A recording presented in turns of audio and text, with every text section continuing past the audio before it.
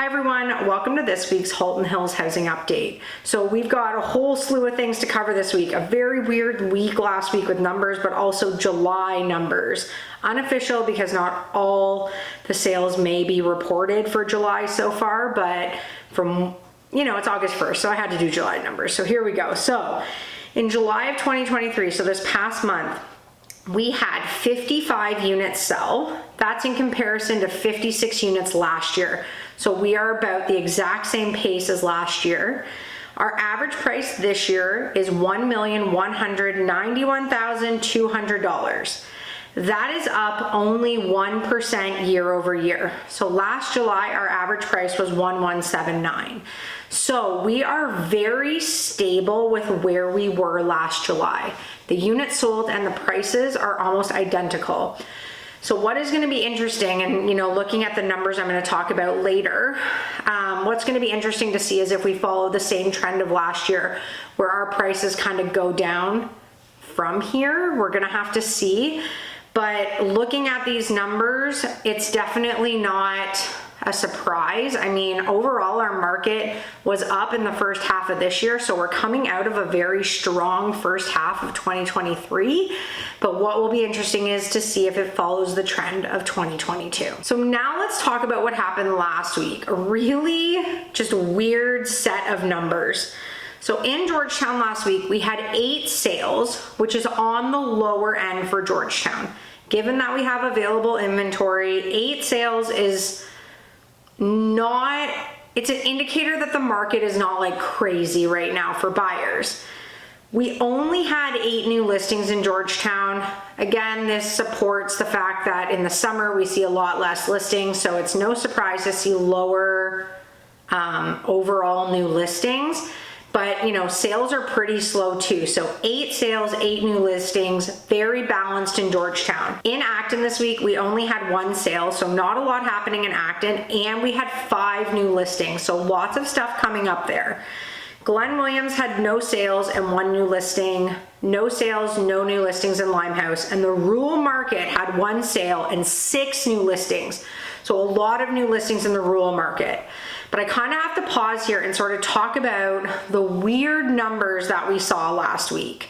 So when I look at the new listings, I factor in the properties that have expired, terminated, suspended, and then came back on the market. I take those out because those don't count as new listings. They either adjust their pricing or, if they were there last week and then came off and came back on, I don't count them as a new listing. So when I pulled up this week's, there was 23 that have terminated, expired, or suspended, which is super high. That was something we were seeing at this time last year when the market was starting to change. We were seeing heavy amounts of listings when I did that search because people were playing with their pricing. They were trying to figure out the market. Holding off offers wasn't working, so they were relisting. They weren't getting the prices they want. People were having to lower their prices.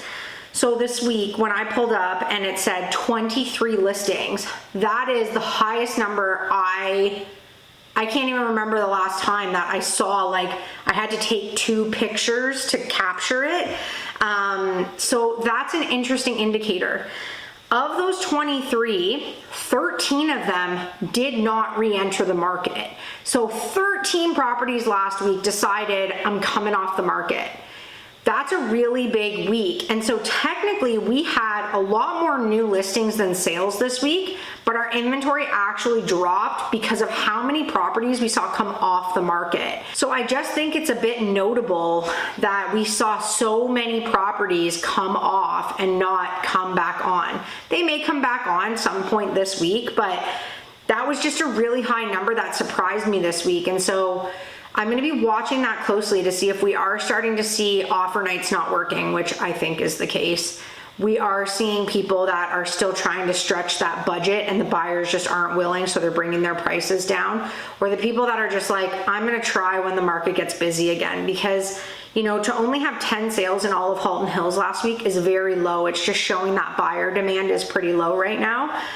So something just notable to talk about. Sorry for rambling on that, but just going to be a trend that I might be talking about in the next little bit if this keeps up. So looking at active inventory, all of Halton Hills was at 141 last week. We're actually down to 137 active listings in all of Halton Hills. That is, again, going in the opposite direction. It's still sitting much higher than we were when we were sitting in the low, around the 100 mark, but it's definitely not super, super high. So 137 this week, again, going down. Georgetown is down from 74 to 67 active listings. We are sitting with very low inventory in Georgetown.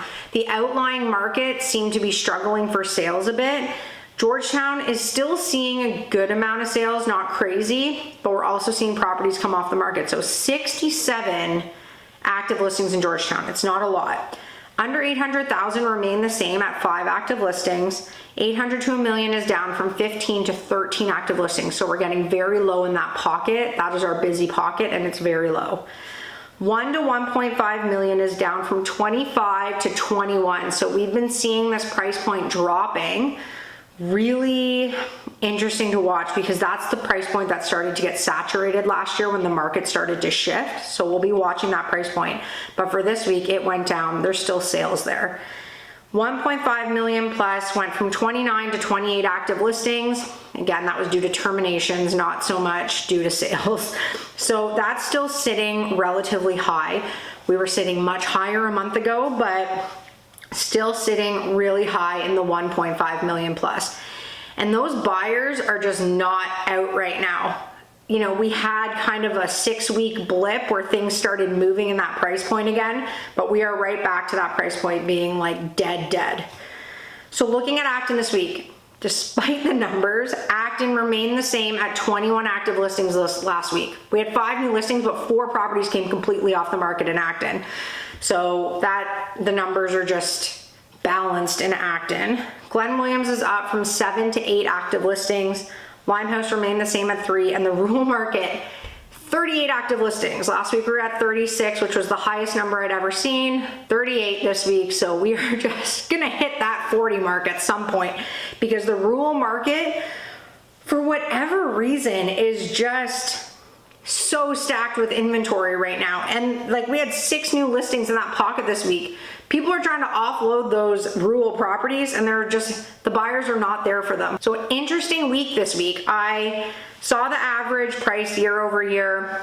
I wasn't surprised. I feel like it feels like this time last year. It feels very similar.